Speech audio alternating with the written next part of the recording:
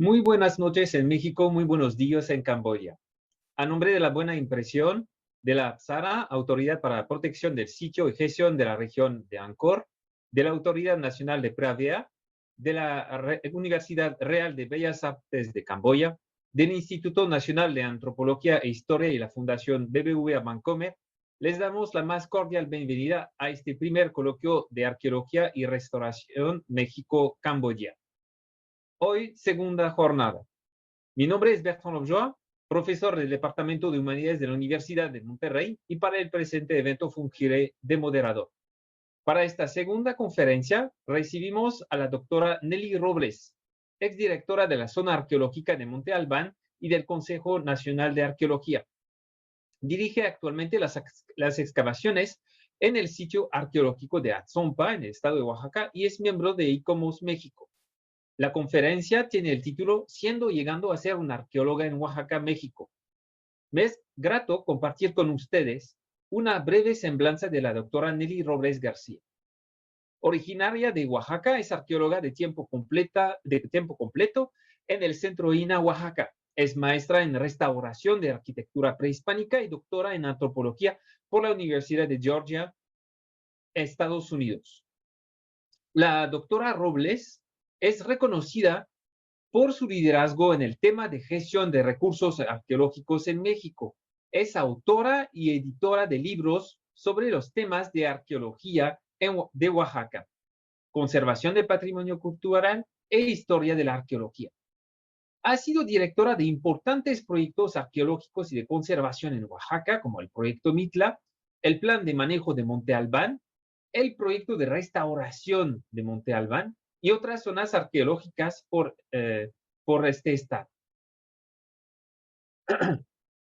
Actualmente dirige el proyecto Conservación de los edificios dañados por los sismos de 2017 en México en la zona arqueológica de Monte Albán Atzompa, apoyado por el World Monuments Fund. Ha sido ganadora de varios premios académicos. El premio Manuel Toussaint de Lina por la mejor investigación, restauración, conservación y difusión del patrimonio arquitectónico en el proyecto Mitla. El premio INA Francisco de la Maza por el mejor trabajo de conservación y restauración del patrimonio arquitectónico en Monte Albán. El premio a la excelencia en el manejo de recursos culturales de la George Wright Society en 2007 y por la Society for American Archaeology en el 2011. Como becaria Fulbright, la doctora García Robles cursó sus estudios graduados en Estados Unidos y fue investigadora visitante en la Universidad de Harvard en 2013 y 2014. En el 2020 fue la ganadora del premio Federico Scorsese, que otorga el ICOMOS mexicano por su destacado desempeño profesional en la conservación y gestión patrimonial. Le damos la bienvenida a la doctora Nelly Robles. Adelante, doctora. Sí, muy buenas noches a todos. Buenas noches aquí en Oaxaca.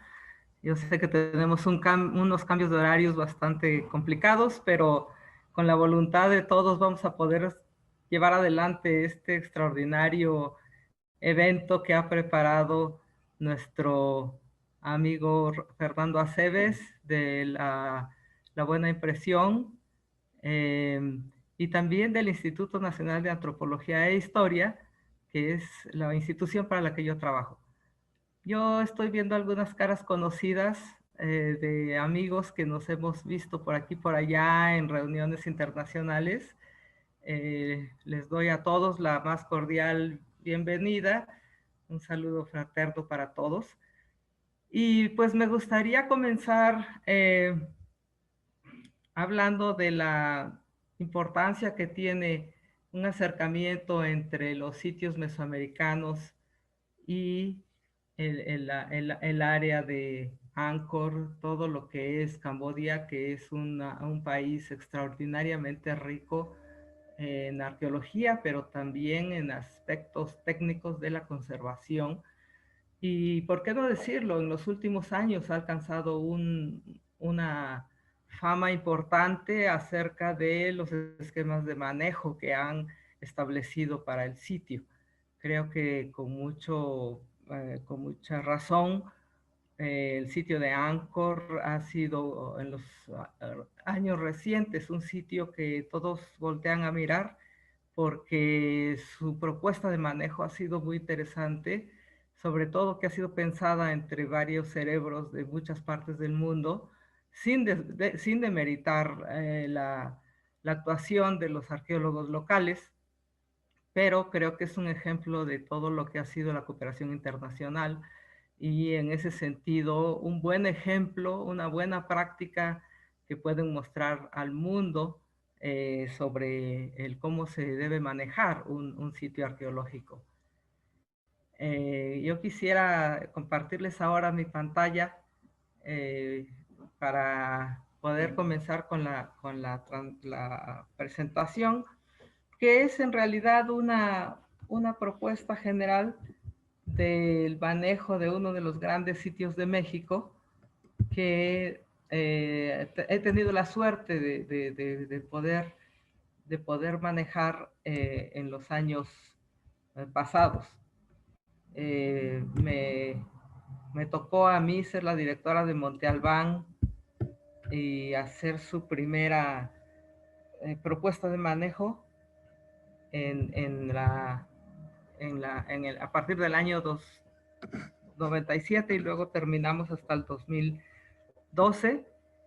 Y en ese largo periodo pudimos hacer una buena cantidad de innovaciones en el sitio que pasó de ser lo que nosotros llamamos un sitio arqueológico en investigación a ser un sitio arqueológico patrimonio mundial que obedece ya a los estándares de conservación y de manejo de los grandes sitios en el mundo. En este sentido, pues una muy buena experiencia y por eso el título de mi presentación, siendo y llegando a ser arqueólogos en Oaxaca, es muy interesante porque una cosa es lo que uno piensa cuando quiere ser arqueólogo y otra cosa es lo que uno le toca hacer cuando le corresponde, como en mi caso, hacer el manejo de uno de los grandes sitios. De alguna manera hemos tenido muy buenas experiencias aquí y he hecho una recopilación para ustedes que me va a dar mucho gusto compartir. Primero que nada, pues una ubicación en la geografía de México. Nosotros estamos ubicados en Oaxaca, en el sur de México. Tenemos una cercanía con dos áreas muy montañosas en Oaxaca y estamos ubicados en el valle central de Oaxaca, que es el centro de nuestra entidad. Monte Albán se distingue por ser un sitio en lo alto de un cerro. Esto es muy importante para explicar la configuración topográfica de los sitios, porque obedece sobre todo a la búsqueda de los pueblos mesoamericanos en su cosmovisión, los macizos rocosos, los macizos de los cerros, donde se ubicaron sus grandes asentamientos, sus grandes ciudades, toda vez que los montes son sagrados, son espacios sagrados donde habitan los dioses, donde habitan las divinidades de la cosmogonía mesoamericana. Y en este sentido, Monte Albán desde su origen fue planeado ser una ciudad sagrada que fuera la gran capital de la cultura zapoteca que tenemos en los valles de Oaxaca. Igualmente, las zonas alrededor de Monte Albán, que son una especie de barrio satélite alrededor, se ubican en las cimas de los cerros, emulando la importancia de Monte Albán en sus diferentes momentos. De esta manera, pues, comenzamos con el concepto de ciudad sagrada, con la que nació Monte Albán 500 años antes de nuestra era. Esto es bien importante porque ahí podemos empezar a establecer algunas de las comparaciones entre los grandes sitios y bueno, podemos ver que Monte Albán es una de las ciudades más antiguas que tenemos en el México prehispánico, más antigua que Teotihuacán, más antigua que Tenochtitlan, por supuesto. Y en este sentido es una de las ciudades más longevas, toda vez que se inicia su fundación en 500 antes de Cristo y su abandono se da hasta el 850 ya de nuestra era. Es decir, 13 siglos de vida que fueron complementando un gran proyecto urbano y religioso para darle vida a una de las ciudades más importantes de Mesoamérica.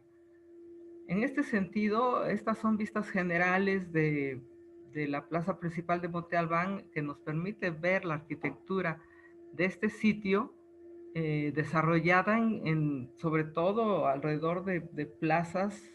La plaza central de Monte Albán es muy famosa y le ha dado vuelta al mundo su imagen, eh, porque es, es icónica, es en realidad única en su estilo, abarca eh, 60 hectáreas y la plaza principal hay que pensar un poquito en el hecho de que fue aplanada a mano, es decir, trabajo del hombre para aplanar, para nivelar la cima de este cerro, y en este caso evidentemente necesitaron una enorme fuerza de trabajo, una enorme población trabajando para la construcción de su ciudad. Una vez que lograron eh, habilitar la cima del cerro, comenzaron las construcciones desde la primera época, 500 después de 500 antes de Cristo, comenzaron las construcciones monumentales que le dan a Monte Albán este carácter que le vemos hoy en día como sitio de patrimonio mundial. Entonces, en Monte Albán lo que tenemos son una serie de basamentos piramidales que son evidentemente templos que sirvieron para hacer las ceremonias dedicadas a diferentes dioses y diosas, para darle sentido al calendario agrícola mediante el cual se regía la vida de Monte Albán, y también para consolidar un poder enorme que acumuló Monte Albán desde las primeras épocas, siendo un estado que fue conquistando poco a poco diferentes comunidades alrededor del mismo sitio y yendo hasta prácticamente los límites de lo que es hoy el estado de Oaxaca, una región muy grande que logró dominar desde este centro la cultura zapoteca. En este sentido, por eso es declarada Patrimonio de la Humanidad por la UNESCO, un sitio de los primeros designados en México el 11 de diciembre de 1987. Y entonces nuestra tarea pues es trabajar para este sitio desde el punto de vista de continuar con su investigación arqueológica, pero también tomar todas las medidas de prevención para evitar daños innecesarios, atender la cuestión de la prevención de los riesgos en el sitio, que en realidad son algunos muy importantes, y también establecer un esquema de conservación y de manejo que sea adecuado para este enorme sitio. En este sentido, algunas de las líneas de los paisajes de Monte Albán nos dan una idea muy clara de lo que ha sido el desarrollo intelectual de este pueblo zapoteco, en el que la arquitectura, el urbanismo fueron siempre respetuosos de los paisajes y fueron siempre de alguna manera dedicados a lo más importante que fue su religión, en la que, como decía yo, una centena más o menos de dioses y diosas fueron de alguna forma adorados o venerados a lo largo del calendario ritual, del calendario el ritual de 13 meses de 20 días. Tenemos también que algo que es muy importante para Monte Albán es la arquitectura funeraria, es decir, que había una gran inversión de tiempo y un gran esfuerzo para la construcción de las cámaras funerarias o tumbas, donde se depositaban finalmente los restos de los muertos. Evidentemente, las clases sociales que se desarrollaron en la vida de Monte Albán, la gente más importante, las clases más altas, tenían el derecho de ser enterrados o depositados en sus tumbas profusamente ornamentadas en lo alto de la cima del cerro, pero debajo del piso de su propia casa. Esto es muy importante, que es una práctica muy mesoamericana en que la dualidad vida-muerte se va desarrollando constantemente a lo largo de toda la historia de Monte Albán. Es decir, que para los muertos era muy importante descansar debajo del piso de lo que fue su casa y así compartir el ciclo de la vida otra vez. En este sentido, es una gran lección entender el ciclo de la vida y la muerte entre nuestros zapotecos. Los motivos de las pinturas en Monte Albán siempre son alusivos al descanso de los seres enterrados ahí y a las ceremonias a las que se hacían, eh, que se organizaban alrededor de su muerte, con personajes viniendo de diferentes sitios, dignatarios atendiendo el, el funeral que podía durar mucho tiempo. Una vez que se depositaba el cadáver de ese difunto adentro de la tumba se sellaba con una lápida y no se volvía a abrir hasta que había otro muerto de la misma genealogía. Y en este sentido, se puede entender que era muy importante la continuidad de los esquemas de poder. eh, por tanto, la gente o los dignatarios que se podían enterrar en las tumbas eran elegidos dentro de esta relación de poder. Y bien, pues a nosotros nos ha tocado, por suerte, continuar con una larguísima labor de investigación que inició en los años 1930 el doctor Alfonso Caso, un famosísimo arqueólogo mexicano, de hecho el primer arqueólogo académico que tuvo México y que eligió el sitio de Monte Albán para realizar uno de los más longevos proyectos arqueológicos en el país.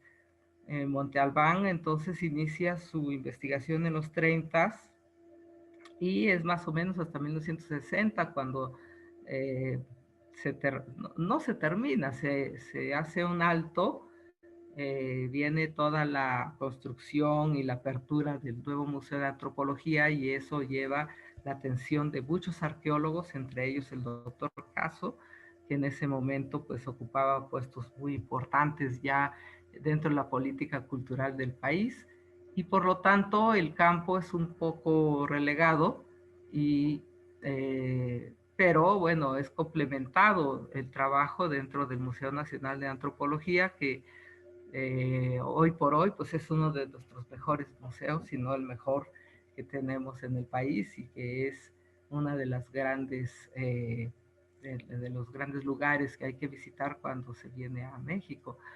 En este sentido, los trabajos de Caso no solamente atendieron Monte Albán, sino el resto de los sitios en el Valle de Oaxaca.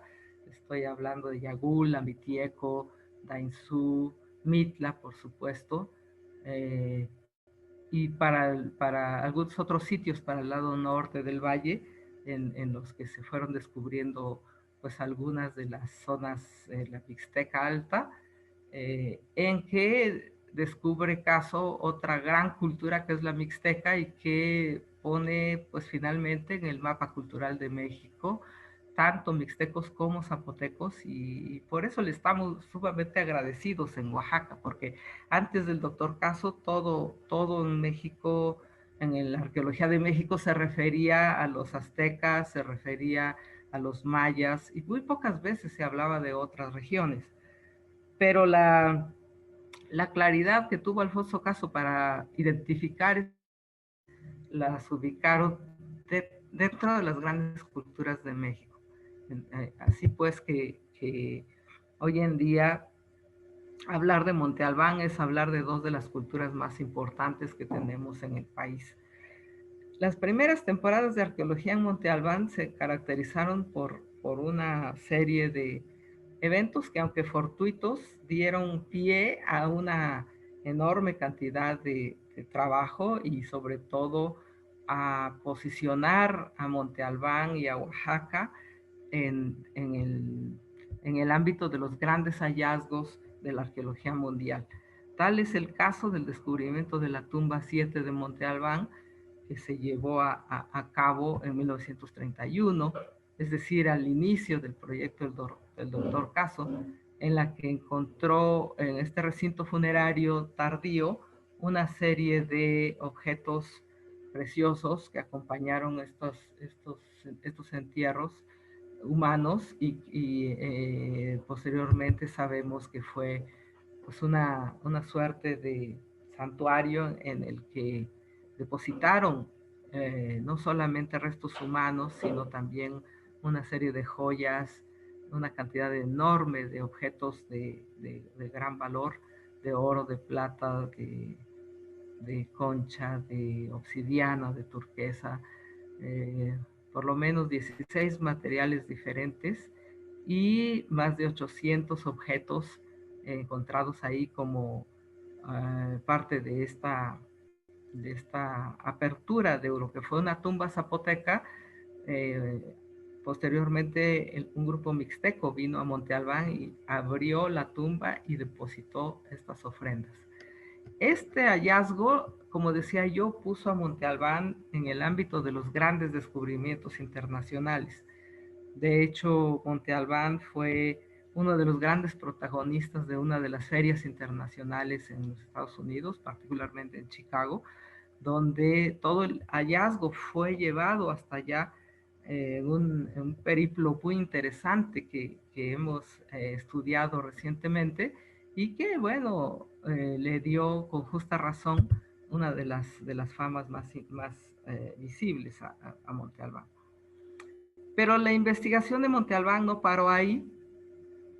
Para 1970, la llegada de la arqueología americana al área cultural de Oaxaca fue muy importante porque con ellos llegaron nuevos paradigmas teóricos también que de alguna manera sirvieron para complementar lo que ya se había hecho de excavación del área central de Monte Albán.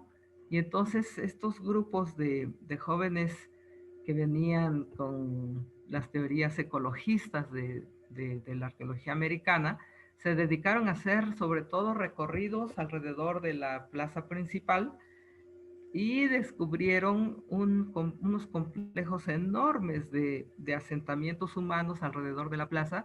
Entonces el resultado de su investigación es este enorme mapa que está abarcando más de 2.000 hectáreas.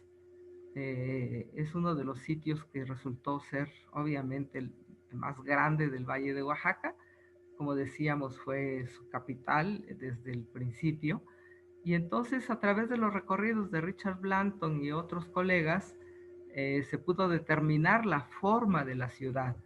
Entonces, ha sido muy interesante ahora comprender Monte Albán desde una perspectiva urbanística, en que podemos establecer que hay un centro, pero hay en la periferia una serie de asentamientos que también están ubicados en las cimas de los cerros, que complementaron la ciudad de Monte Albán en su época un tanto más tardía. Monte Albán entonces comenzó desde la época preclásica, en 500 años antes de Cristo, a desarrollarse en la plaza principal y poco a poco se fue expandiendo, fue anexando territorios y fue creciendo como ciudad hasta llegar a ser esta ciudad tan compleja que nos permite ver el plano de Blanto.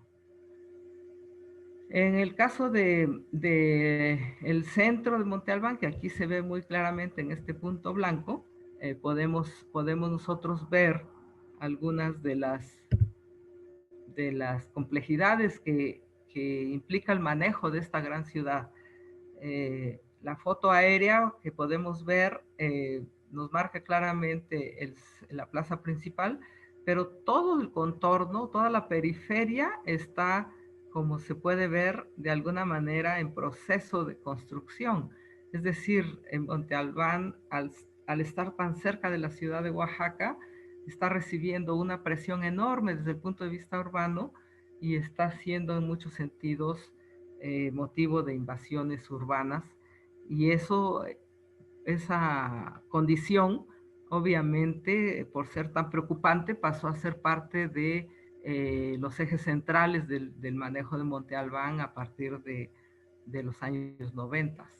Hoy en día se tiene establecido un programa permanente de atención al polígono de Monte Albán para evitar la pérdida de datos arqueológicos en la medida la proliferación, en la medida de lo posible, la proliferación de las áreas de vivienda y sobre todo el establecimiento de convenios con las comunidades alrededor de Monte Albán para tratar de controlar el proceso de urbanización a que está sometido el sitio. Como decía yo, Monte Albán recibió la distinción como Patrimonio Mundial desde el año 1987 y a partir de ese momento, cuando se establece ya su esquema de manejo, el manejo del emblema de Patrimonio Mundial pasa a ser central en la vida del sitio.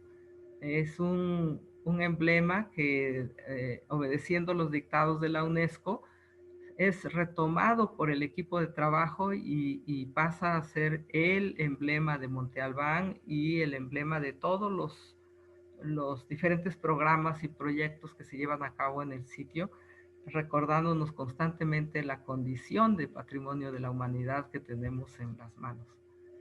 En este mismo sentido, los programas infantiles retoman la idea del Patrimonio Mundial en Manos Jóvenes, que es un programa de la UNESCO, y en Monte Albán le hemos dado un giro particular que es trabajándolo con los niños en edad escolar que están en las vacaciones. Se les invita a los niños a venir a Monte Albán a ser custodios por 1 o 10 o 15 días y estar con los arqueólogos y entender la complejidad de defender un sitio como el que nos ha tocado trabajar. Decía yo que el polígono de protección oficial es muy grande, se decreta oficialmente en 1993 y entonces Monte Albán deja de ser ese puntito que veíamos en el mapa, que en realidad es la gran plaza principal, y pasa a ser una enorme ciudad que es ahora la que nos convoca de alguna manera a hablar con pares, encontrando similitudes de ciudades en el mundo para poder establecer algunos programas conjuntos. Este solamente, no los voy a torturar con muchos diagramas, este es uno solo para que se den una idea de cómo estamos distribuidos en el manejo de Monte Albán. Hay un organigrama donde todos trabajamos para el Instituto Nacional de Antropología e Historia y dependemos en muchas medidas del Centro INA Oaxaca. Y la dirección de la zona arqueológica de Monte Albán es una dirección administrativa por sí misma, y de ahí desprende 4 o 5 áreas de trabajo, que son los pilares de los ejes de trabajo, para poder organizar y ordenar la planeación de los destinos de la ciudad a lo largo de los años. Este esquema nos sirvió de mucho y pues de alguna manera nos permitió establecer contactos con muchos otros sitios en el mundo de la misma categoría de patrimonio mundial para poder comparar nuestros esquemas. Uno de los grandes ejes del plan de manejo pues es la investigación y la conservación.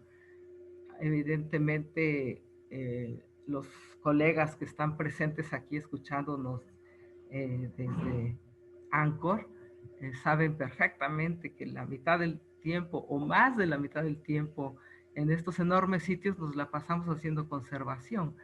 En ese sentido, es una de las grandes sorpresas que se lleva uno a querer ser arqueólogo en México, porque la investigación es casi un privilegio, se hace con poco tiempo, con poco recurso, pero se hace. Pero la gran tarea en realidad es la conservación, la que nos hace mantener los equilibrios del sitio, no solamente desde el punto de vista de los edificios, la mampostería, el problema de las lluvias que va degradando los muros, etcétera, etcétera, sino también el equilibrio ecológico donde está emplazado nuestro sitio. Esto nos ha llevado mucho tiempo, mucho trabajo con biólogos, porque por primera vez Monte Albán se vio desde la perspectiva de las áreas naturales también, y en ese sentido tratamos de reencontrarnos con un equilibrio que la ciudad prehispánica tuvo en sus momentos de vida para darle a Monte Albán un sentido más integral para la visita de cualquier persona que lo haga. No estamos exentos de amenazas, como decía yo, y otro gran pilar del plan de manejo de Monte Albán es el manejo de los riesgos. La atención en Monte Albán se centra en dos eventos principales, que son, por un lado, los sismos, porque en Oaxaca estamos en una zona altamente sísmica, estamos en una región donde confluyen 5 placas tectónicas, que en el momento en que se mueve una, se empiezan a mover todas las demás, y por eso es que nuestros peligros en Oaxaca es que empiece a temblar por una placa y se va multiplicando el movimiento hasta hacer pues algunos desastres serios como el último sismo del 2017, que fue una serie de sismos, en realidad más de 200 movimientos telúricos que dañaron de manera muy fuerte la arquitectura vernácula en Oaxaca, pero también dañó la arquitectura prehispánica de Monte Albán. Este ha sido el último proyecto grande de atención a deterioros por sismo que hemos tenido, aunque también nos había tocado atender los de 1999, que fueron sismos de altísima magnitud, que nos destruyeron varios edificios. Y en este sentido, el tema de la documentación viene al caso porque eh, nos encontramos hoy en día en una cruzada, pues prácticamente una cruzada nacional para documentar adecuadamente los sitios y poder tener respuestas cuando tenemos problemas de movimientos telúricos como los que hemos vivido recientemente. El otro gran riesgo en Monte Albán son los incendios forestales que nos atacan pues cada temporada de secas, digamos desde los meses de noviembre hasta más o menos abril. Son temporadas muy complicadas porque el cerro se pone muy seco y entonces con cualquier fuego descuidado que haya por ahí o un rayo se prende y con algo de viento pueden llegar el fuego hasta la zona arqueológica, ¿no? Entonces tenemos una estrategia de manejo de los incendios que se maneja con otras instituciones como la CONAP y la CONAFOR, y se capacita constantemente al personal de Monte Albán para aprender a trabajar en equipo para el combate a los incendios.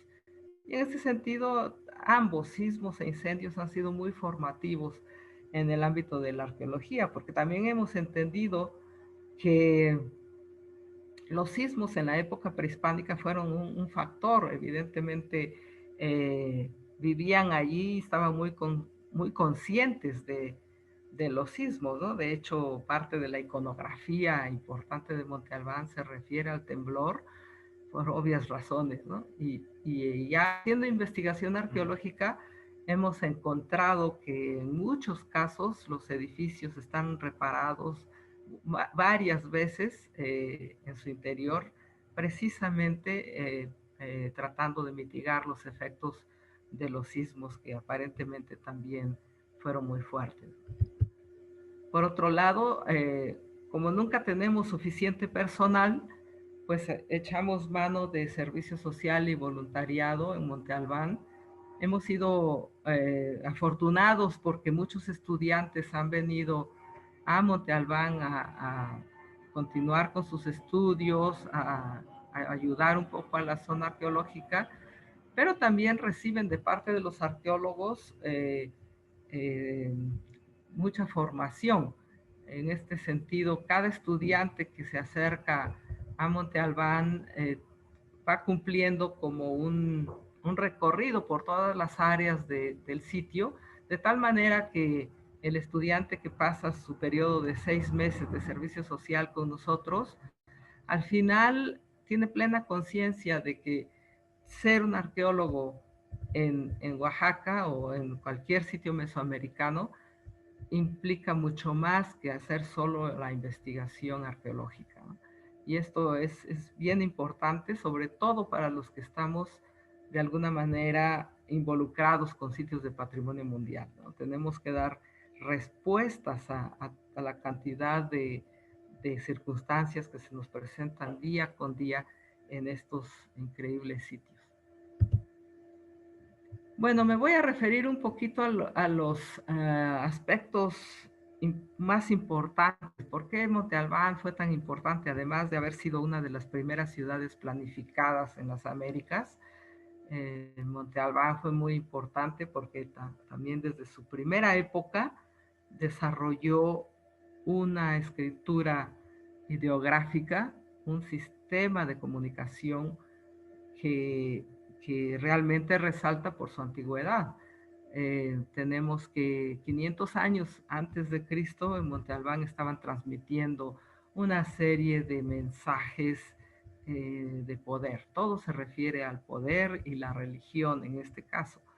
Estas estelas que ustedes ven aquí en esta galería son estelas grabadas que se han denominado como danzantes porque popularmente, porque en las primeras épocas, cuando el doctor Caso las descubrió, eh, los, los trabajadores pensaban que eran danzantes, que estaban danzando porque tienen cierto movimiento y podían identificar en ellos algunos movimientos como de danzas. En realidad no son danzantes, son más bien algunos guerreros cautivos que fueron sacrificados en aras de esta lucha por el poder que se daba desde esas épocas, ¿no?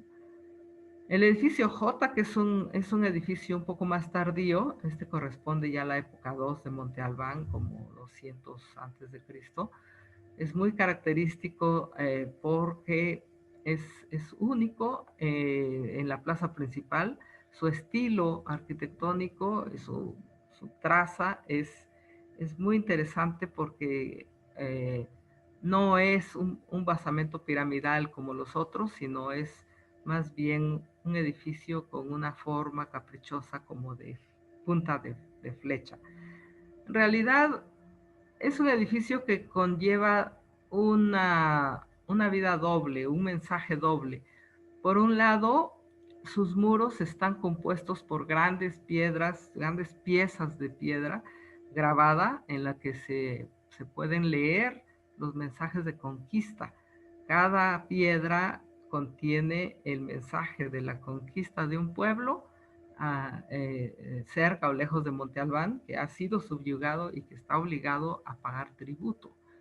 El Estado, que fue la forma de gobierno de Monte Albán, pues evidentemente tenía sus instituciones, tenía su ejército, tenía su sistema de impuestos, y en este sentido, este edificio J es muy importante porque es el primer edificio que muestra claramente el trabajo del Estado, mostrando de alguna manera, presumiendo las conquistas que estaba realizando Monte Albán en todo el territorio de Oaxaca.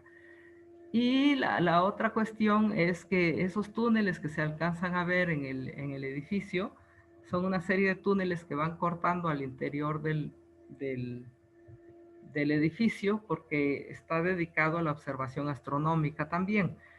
Es un edificio dedicado a la ciencia de la astronomía y en este sentido es único en Oaxaca, único en Mesoamérica, aunque claro, en Mesoamérica hay muchos otros observatorios astronómicos, pero no un edificio dedicado solamente a eso. Los ejemplos más tardíos de escritura de Monte Albán se dieron ya hacia los años 650 hasta los 800 después de Cristo, y son escrituras muy complejas como la del centro. La de mi mano izquierda es una escritura temprana que pertenece a las primeras épocas, y la del centro es la escritura más tardía, que ustedes pueden ver ya es una complejidad enorme que marca sobre todo conquistas, ¿no? Es un personaje sentado en un trono que está siendo de alguna manera presentado a través de toda esta glífica que lo acompaña en su lado derecho. Entonces son monumentos en que se iban narrando ciertas historias oficiales del estado zapoteco, y que afortunadamente para nosotros lo hicieron en piedra y entonces quedó para la posteridad. A la fecha hemos hecho el recuento de aproximadamente 400 monumentos grabados que estamos recopilando por aquí y por allá, porque cada época que terminaba en Monte Albán, todos los monumentos, incluso estas estelas grabadas, eran descartadas y eran mandadas a los rellenos de la construcción subsecuente, y entonces es muy complicado encontrarlos, sobre todo los primeros. Pero tenemos un buen ejemplo de las primeras manifestaciones en este túnel del edificio L, que es el edificio de los danzantes. Estos son los personajes que yo les decía que son en realidad guerreros sacrificados. En muchos sentidos son mutilados y puestos ahí como un mensaje muy visible para todas las personas que tenían acceso a la plaza principal. Podían ver estos mensajes de poder plasmados en las piedras. Por esta razón, uno de los grandes proyectos que hemos trabajado en años recientes, este lo trabajamos también con el World Monuments Fund, que fue el rescate de las piedras grabadas. Es el proceso de recuperación de estas piezas que, como les decía yo, han estado dispersas en la plaza principal y en algunos edificios, desprendidos de sus lugares originales o perdidos de sus lugares originales. Y por lo tanto nos dimos a la tarea de hacer un gran laboratorio de piedras grabadas donde se están integrando todas estas piezas, se está poniendo a resguardo bajo techo y se están de alguna manera documentando. Aquí pueden ver esta última fotografía que en la parte superior. Así se encontraban algunas de estas piezas abandonadas, ahí más o menos enterradas. Y poco a poco hemos ido haciendo un trabajo pues casi hormiga, extrayendo cada una de las piezas para poderlas trasladar a su nueva área que ya hemos construido con fondos internacionales. Y se ha establecido un laboratorio completo con escáneres 3D y estamos ahora copiando cada una de las piezas, haciendo modelos tridimensionales, tratando de ofrecer la mejor documentación de esta historia de la escritura que se dio en Monte Albán y que es un aspecto tan importante de nuestro sitio. Asimismo, nuestros laboratorios en Monte Albán, pues obviamente se dedican mucho a todo el manejo de la cerámica, de los diferentes tipos de objetos que se encuentran a lo largo de las épocas, las urnas funerarias que son tan famosas de Monte Albán. Se trabajan aquí, se hace todo el proceso de clasificación, de limpieza, de restauración cuando es necesario. Igualmente la investigación bioarqueológica en Monte Albán ha adquirido mucho auge últimamente, porque también el Centro INA Oaxaca instaló ahora una osteoteca, un laboratorio de osteología en un lugar adecuado. Y Monte Albán, obviamente, con la cantidad de tumbas que se han encontrado en el sitio, ahorita van aproximadamente 250 tumbas exploradas en Monte Albán, más otras muchas que han sido saqueadas desafortunadamente.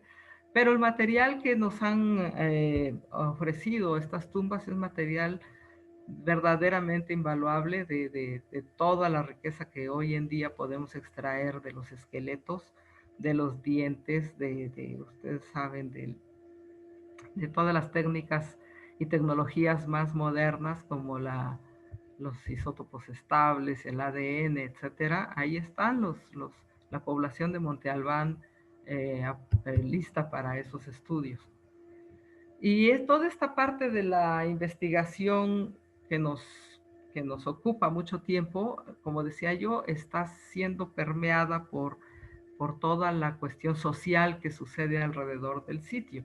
En este sentido, los paisajes sociales de Monte Albán pues son muy complicados, muy complejos en términos de la tenencia de la tierra, los usos del suelo, y la cantidad de actores sociales o los stakeholders que están haciendo uso de espacios en Monte Albán y que, bueno, compartimos con ellos la preocupación por la salvaguardia del sitio, aunque algunas veces tenemos vecinos que no necesariamente están muy convencidos y entonces tratan de hacer excavaciones clandestinas, de hacer viviendas clandestinas, y entonces opera un programa que se llama de rescates arqueológicos, en el que tratamos de involucrar a las comunidades para mostrarles lo que hay en peligro, ¿no?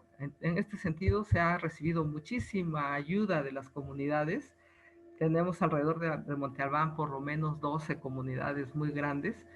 Estamos hablando de más de 100,000 personas viviendo alrededor del sitio y por lo tanto, en lugar de verlos como una amenaza, queremos verlos como un gran apoyo para poder rescatar adecuadamente el material y los datos arqueológicos. Entonces, estas imágenes nos muestran la calidad de algunos de los hallazgos que se han hecho con los vecinos. A veces son tumbas muy ricas, a veces son tumbas emblemáticas, como esta tumba de lobo que encontramos hace años. A veces son construcciones muy grandes o a veces son cosas muy chiquitas. Entonces también debemos tener pues un criterio para manejar ahí. Con San Pedro Ixtlahuaca, que es uno de las comunidades más tradicionales alrededor de Monte Albán, se hizo el hallazgo de sus estelas y además de unas tumbas muy interesantes que resultaron ser de la época 2 y que mostraron estas escenas de esculturas dentro de sus nichos. Evidentemente la población estuvo muy participativa y al final lo que fue muy interesante es que el hallazgo terminó siendo la parte medular de su museo comunitario. Este es parte de los trabajos con las comunidades. Construimos así con ellos un sentido de identidad, de pertenencia y de lugares comunes a través de la arqueología. Obviamente el tema de la investigación para la educación está muy presente. Como decía yo, cada año recibimos un número de visitantes que son chiquillos de las escuelas para apoyarlos en su educación, no solo de arqueología, sino también la educación ambiental. Tenemos el proyecto de reforestación permanente de las áreas siniestradas por incendios que se atiende cada año con las colonias.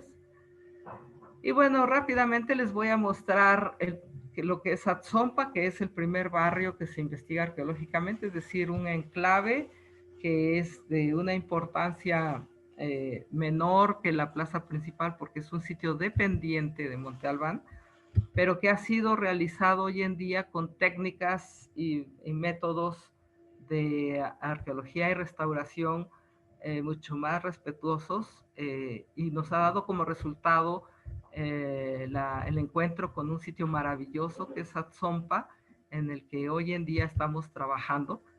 En Atzompa los zapotecos, que ya son tardíos del año aproximadamente 500 después de Cristo hasta la época del abandono, son personajes que en realidad disfrutaban mucho los paisajes. En Atzompa, a diferencia de Monte Albán, todas las construcciones permiten mirar el paisaje, y eso lo hace un sitio verdaderamente espiritual. En este sentido, Atzompa nos ha dado muchos hallazgos importantes. Encontramos, por ejemplo, este edificio funerario, donde, a diferencia de Monte Albán, encontramos una sobreposición de 3 tumbas que nos permitieron uno de los hallazgos más importantes de nuestro proyecto hace algunos años ya. Y tenemos, por ejemplo, el hallazgo de estas urnas funerarias de esa tumba, la tumba 242 le llamamos. Ya saben que los arqueólogos somos un poco cuadrados en el tema del nombrar los hallazgos. Entonces, pero estos personajes afortunadamente traen escrito su nombre en la cintura. Entonces el señor, el gran personaje es el señor Ocho Temblor, que gobernó Atzompa en aproximadamente 600 años después de Cristo. Y su acompañante es una urna femenina de una acompañante que es la señora Agua. Tiene gotas de agua por todo su cuerpo, pero no tiene un nombre calendárico asociado. Por lo tanto, interpretamos que es solamente acompañante del señor principal, que fue Ocho Temblor. Y así transcurre la vida de Monte Albán entre arqueología, gestión, restauración, atención con las comunidades, etcétera. Por eso cada año hacemos eventos académicos para celebrar el aniversario del Patrimonio Mundial. Cada año, el 10 y 11 de diciembre, Monte Albán está de fiesta, festejamos mucho la designación como Patrimonio Mundial, y hacemos una reflexión con el mismo personal, pero con las comunidades y con los académicos, para poder como reiniciar el ciclo cada año y poder llevar los proyectos de Monte Albán pues a buen puerto. Y bueno, pues yo creo que con esto termino la exposición sobre Monte Albán, pero no quería dejar de platicarles un poquito que el tema de por qué estamos tan interesados en compartir nuestra arqueología y nuestros hallazgos con nuestros colegas de Camboya. Es porque compartimos las designaciones de Patrimonio Mundial, y es porque tanto Angkor como Monte Albán han tenido una historia muy larga, una historia en que ha habido destrucción, una historia en que está casi todo por hacerse, y por lo tanto nuestros problemas son muy similares. Una sola vez he estado en Angkor, y con eso ha sido suficiente para saber que tendremos que tender los lazos necesarios para, de alguna manera, apoyarnos mutuamente en estas problemáticas complejas de conservación e investigación de nuestros sitios. Yo escribí un artículo sobre la salvaguardia de Angkor cuando regresé de mi trabajo allá. La salvaguardia de Angkor mediante la cooperación internacional, como decía yo al principio, es en realidad un ejemplo de cooperación, de cómo el mundo se tomó de las manos para un proyecto común, que es salvar Angkor, y lo han conseguido de alguna manera brillante. En este sentido, pues Angkor y Monte Albán, como ustedes compartirán la idea, son una relación posible y una relación muy deseable. Muchas gracias por su atención y muy buenas noches. Muchísimas gracias, doctora Nelly Robles, por esta brillante intervención. Vamos a abrir un espacio para que nuestros panelistas y los participantes al evento dejen ahí sus preguntas. Quisiera ahí pedir a nuestro huésped ahí, Fernando Aceves, el maestro Fernando Aceves, que hiciera una pequeña intervención, quizás unas palabras, Fernando. Pues claro que sí. Estoy muy contento de que la doctora Nelly Robles haya aceptado participar en este coloquio de arqueología y restauración.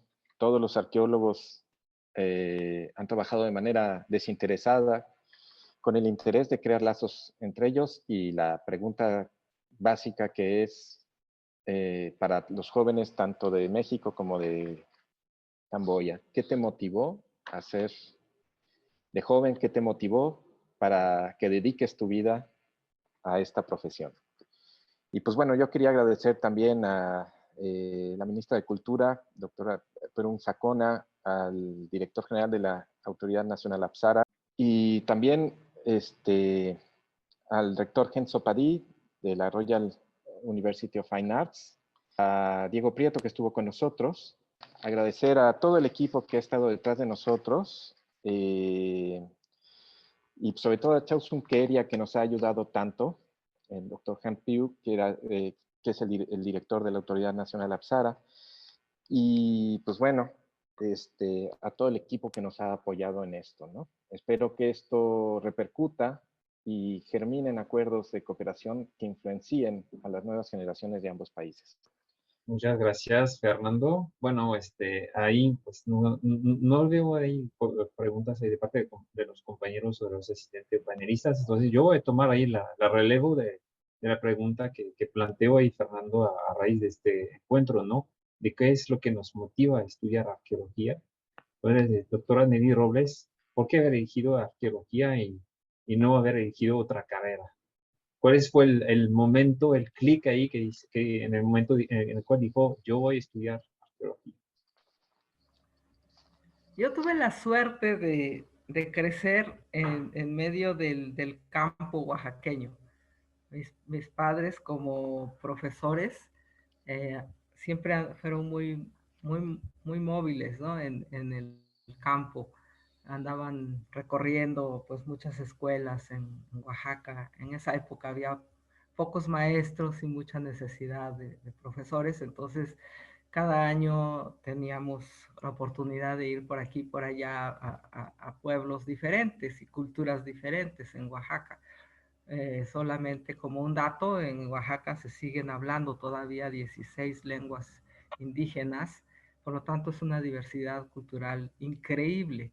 Y siempre que estábamos en un nuevo lugar, se acercaba la gente e invariablemente nos mostraban objetos arqueológicos que eran como sus tesoritos en el pueblo, ¿no? Que miren, estas figuras salieron aquí, salieron allá, y bueno, aquí las tenemos, a ver si el profesor quiere hacer algo con ellas, ¿no? Entonces, a partir de ahí entendí que nosotros, los oaxaqueños, teníamos el privilegio de vivir con la arqueología en el traspatio de nuestra casa, ¿no? Entonces, fue como muy natural elegir la arqueología porque yo crecí con eso, ¿no? Con esta constante exposición a la arqueología. Posteriormente hice mis intentos en otras cosas, estudié algunos años en la Facultad de Medicina, pero siempre tuve la certeza de que me faltaba el sol y me faltaba el campo. Y en este sentido, la influencia de los grandes maestros, el doctor Arturo Romano sobre todo, fue como la manera de convencerme de que mi campo era más el sol y la tierra que un hospital o un laboratorio especializado. Pero fue una decisión muy natural y muy sencilla. Gracias por esta respuesta. Hay una pregunta que llegó en el chat, de parte de Gustavo Gómez, que nos pregunta qué provocó ahí, regresando más bien a la presentación, ¿no? ¿Qué provocó la caída del Monte Albán como sociedad? Bueno, esa ha sido una pregunta que los arqueólogos nos hacemos constantemente, ¿no? Ahora estamos convencidos de que no fue un evento, sino que fue una serie de eventos, unas circunstancias multifactoriales donde jugaron papeles muy importantes, un cambio climático, la disminución de la capacidad de producir alimentos y además producir un tributo para el pago a la ciudad, ¿no? Eso obviamente desquebraja cualquier sistema de control estatal. Eso por un lado. Por otro lado, tenemos que muy claramente la distribución de todos los barrios alrededor de Monte Albán quiere decir que por un lado sí la ciudad creció hacia estos puntos, pero también el centro disminuyó su poder.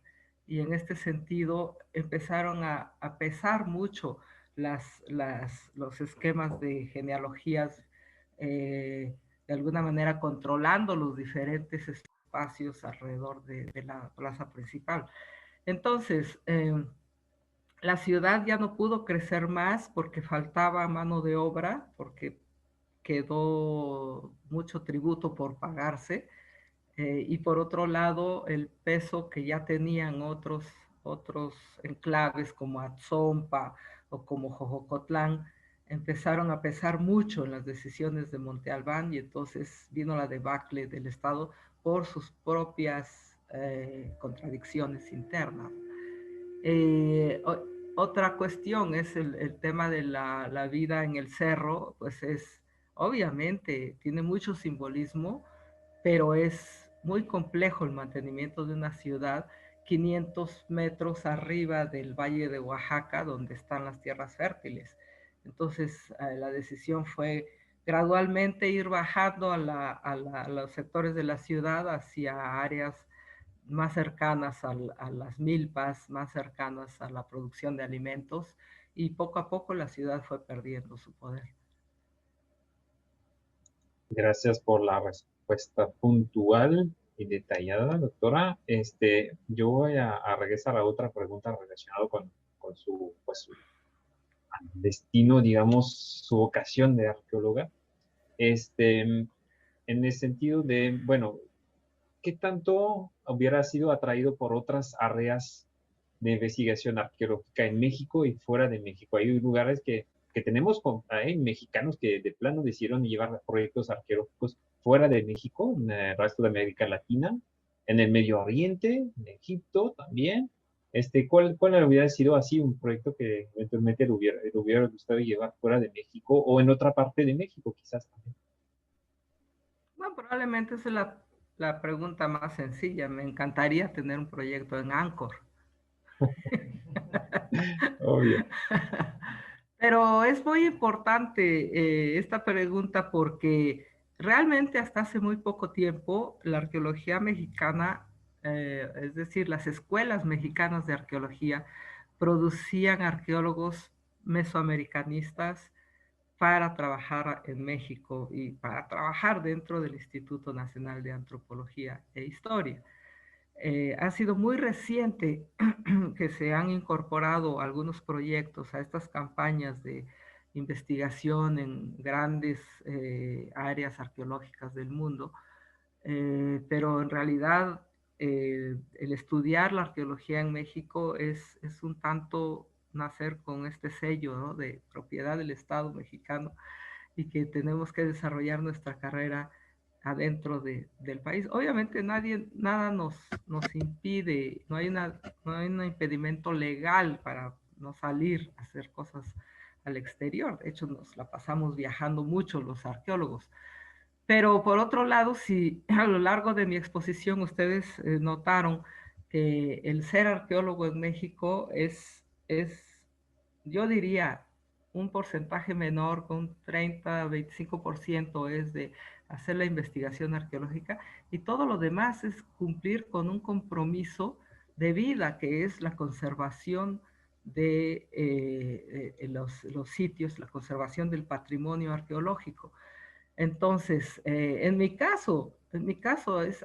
he tenido mucha suerte porque el mismo INA me especializó a mí en la conservación del patrimonio arqueológico, y luego fui a los Estados Unidos donde estudié antropología, y entonces pude ver con mucha claridad la conexión entre el pasado y el presente, y la verdadera razón para preservar la arqueología está en el presente. Entonces, nosotros hacemos arqueología, o por lo menos en mis proyectos hacemos arqueología, hacemos conservación, pero lo hacemos para explicar a la gente qué fue su pasado y cómo pueden ayudar a preservarlo. Y esto que se dice fácil en 2 líneas, en realidad lleva una vida de compromiso. Así es, así de sencillo. Toda la parte también de difusión, ¿no? Que estamos viendo, que estábamos escuchando durante la intervención, que creo que también es fundamental de destacar ahí. Parte del oficio del arqueólogo es obviamente investigar, excavar, analizar, producir pues, conocimiento, pero también difundirlo. En este sentido, yo creo Sí. que la relación ahí con la comunidad es fundamental. Sí, con con las comunidades, que son muchas alrededor de Monte Albán y más allá del sitio, con todas las comunidades de Oaxaca, pero sobre todo con los grupos escolares. Eso es muy importante para nosotros. Nosotros constantemente estamos dando las charlas, los talleres, poniendo en efecto los programas escolares para dejar en los niños esta preocupación por la conservación de su patrimonio. No tanto para que todos sean arqueólogos, ¿verdad? Pero sí para recibir de ellos un poco de comprensión en cuanto al trabajo del arqueólogo y además mostrarles a los jóvenes ya en formación académica de la licenciatura, por ejemplo, que la arqueología siempre es una buena opción. Es una buena opción porque es casi un apostolado en nuestro caso. Una pregunta justamente, en el momento que logramos a tocar así uno que otro chavito, otro niño que estudiara arqueología, ¿cuáles consejos, cuáles recomendaciones le podríamos hacer para que realmente se siente pues cobijado? Porque realmente vemos ahí en la actualidad pues una gran crisis de la arqueología a nivel global debido en particular a la pandemia, pero también previamente a eso entre que recortes, entre que problemas de financiamiento, nuevos lineamientos, ¿qué tanto hoy podemos motivar justamente a los jóvenes para que estudiaran arqueología a pesar de esas circunstancias? Bueno, en realidad a nosotros nos motiva mucho que los jóvenes aprendan divirtiéndose. Eso es muy importante, que disfruten el trabajo de la arqueología. Que disfruten un hallazgo, eso es sumamente importante, que no solamente sean excavadores mecánicos, sino que entiendan que detrás de cada pequeño y gran hallazgo hay toda una historia que se debe contar, toda una historia que está por descubrirse, ¿no? Entonces, en la medida en que no pierdan el asombro, la capacidad de asombrarse por el hallazgo arqueológico, es como nosotros los motivamos a entrar en el campo de la arqueología. Y hemos tenido buen éxito, por nuestros proyectos han pasado decenas de chicos que han decidido enrolarse en la Escuela Nacional de Antropología y después han regresado a Oaxaca a trabajar con nosotros y eso realmente ha sido muy gratificante. Y de hecho, voy a preguntar, ¿de qué tanto ahí tenemos de arqueólogos o de antropólogos, arqueólogos, restauradores que vienen de Oaxaca, que se van a estudiar y que luego, porque más que todo, como ha comentado también, toda esta diversidad cultural, lingüística, etcétera, que hacen arqueología desde, pues justamente su perspectiva de ser indígena, de ser hablante de tal o tal idioma que hay en Oaxaca, que tanto ahí se refleja eso en la arqueología de Oaxaca. Bueno, cada vez se refleja más. Antes no teníamos casi arqueólogos indígenas, teníamos siempre los arqueólogos, era gente más de la ciudad, gente poco como yo, ¿no? Gente con suerte que andaba haciendo arqueología por aquí y por allá, pero en realidad hoy en día hay muchos arqueólogos de extracción realmente indígena, hablantes de lenguas indígenas, que viven su realidad como habitantes de etnias ancestrales y que realmente son joyas para la arqueología porque ellos mismos nos van explicando cosas que nosotros no habíamos podido entender con técnicas o con metodologías muy precisas, ¿no? Entonces, por ejemplo, tuvimos unos arqueólogos del Istmo de Tehuantepec que compartían con nosotros muchas eh, consideraciones en torno a lo viejo, ¿no? Que es una cuestión que viene más allá de la arqueología, ¿no? Entonces decía, no, es que los sitios a veces sí es importante rescatarlos, pero no siempre, porque los sitios son viejos, hay que dejarlos morir. Entonces de pronto nos aparecen razonamientos basados en una filosofía ancestral que nosotros no tenemos. Desgraciadamente en mi caso pues no la tuve, pero hay arqueólogos que ahora están integrándose al campo de la arqueología, al campo profesional, que nos dan lecciones como esas, ¿no? Que de pronto nos, nos conmocionan con sus razonamientos y obviamente tienen mucha razón. O por ejemplo, en Atzompa estamos encontrando una serie de ofrendas matadas, ¿no? Ofrendas de platos y ollas que fueron a romper intencionalmente a la hora de abandonar el sitio. Y han sido extraordinarias estas enormes ofrendas, ¿no?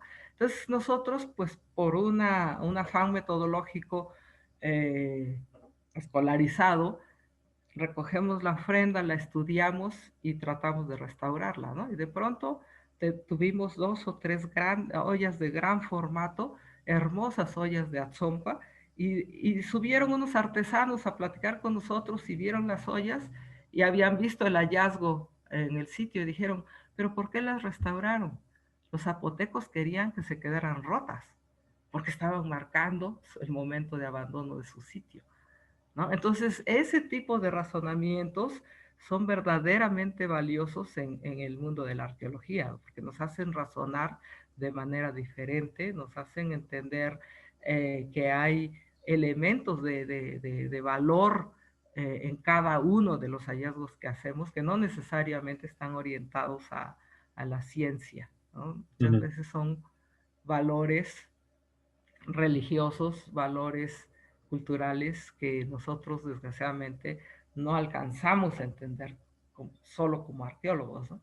Pero Ujú. eso nos ha permitido en la comunicación con colegas que han ahora entrado en el mundo de la arqueología y que han enriquecido de una manera enorme nuestro campo.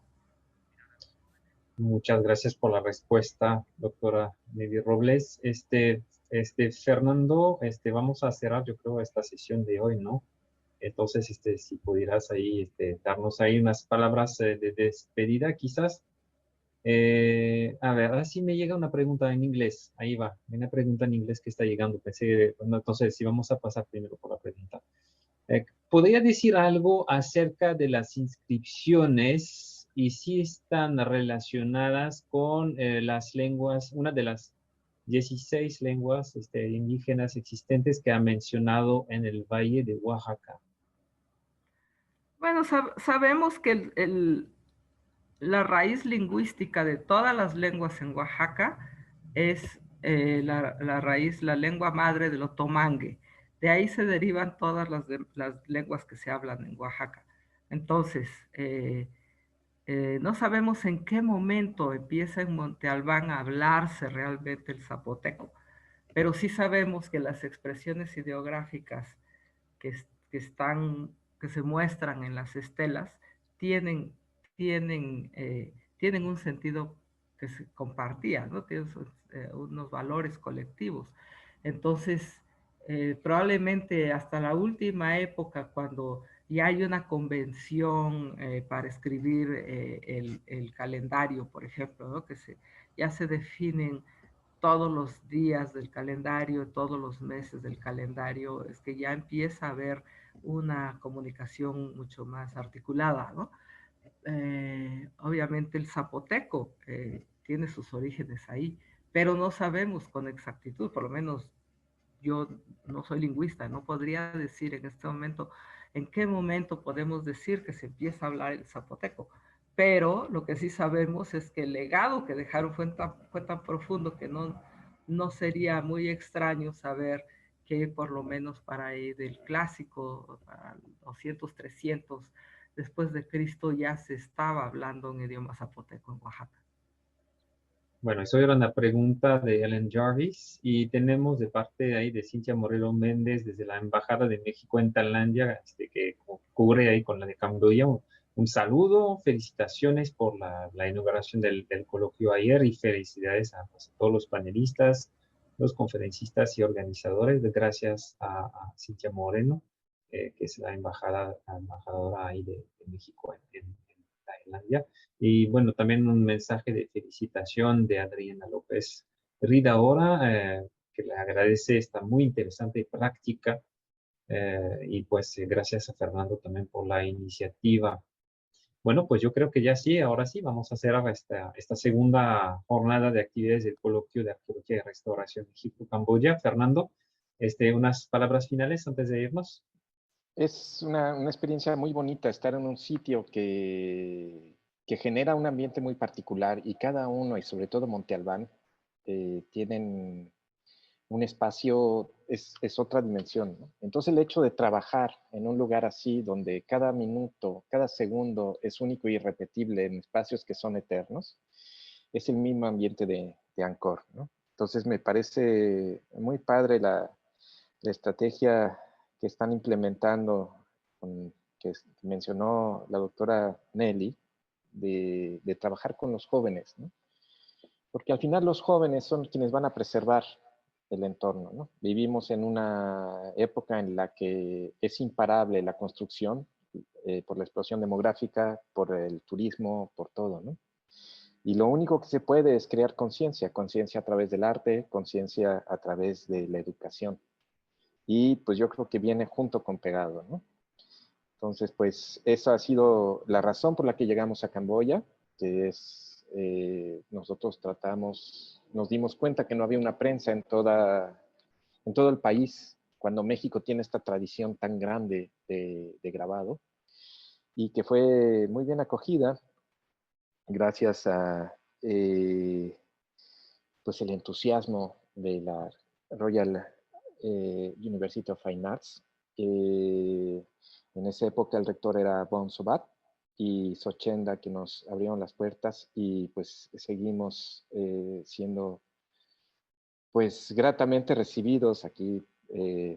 Está aquí presente el señor Genso Padilla, el director de la el rector de la Royal University of Fine Arts.